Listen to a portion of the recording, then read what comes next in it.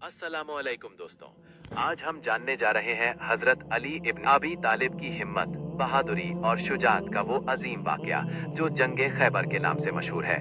ये वो मौका था जिसने साबित कर दिया कि ईमान की ताकत हर रुकावट को तोड़ सकती है। जंग का पसे मंजर काफी पेचीदा था। मदीना से कुछ फासले पर वाक़ खैबर यहूदियों का एक बड़ा मरकज था, जहां मजबूत किले और बड़ी तादाद में जंगजू मौजूद थे। इन किलों में सबसे ताकतवर किला कुमूस था।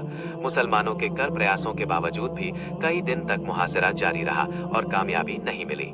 फिर आया वो ऐतिहासिक पल जब रसूल अल्लाह सल्लल्लाहु अलैहि वसल्लम ने ऐलान किया कि कल मैं परचम ऐसे शख्स को दूंगा जो अल्लाह और उसके रसूल से बेपनाह मोहब्बत करता है और अल्लाह और उसका रसूल उससे मोहब्बत करते हैं। ये एजाज किसी और के हिस्से में नहीं आया, बल्कि मौला अली के लिए मखसूस था। जंगी मैदान में जब हजरत अली कदम रखा तो एक नई रूह फूंक दी गई। खैबर का अजीम जंगजू मरहब मैदान में निकला, जिसकी ताकत के चर्चे दूर दूर तक थे। दोनों बहादुरों के दरमियान जो मुकाबला हुआ वो तारीख का हिस्सा बन गया।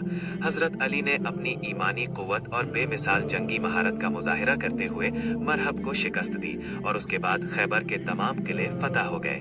ये सिर्फ एक फतह नहीं थी, ये इस्लाम की सरबुलंदी का ऐलान था। हजरत अली की ये बहादुरी और शुजाअत आज भी दुनिया भर के मुसलमानों के लिए एक मिसाल है।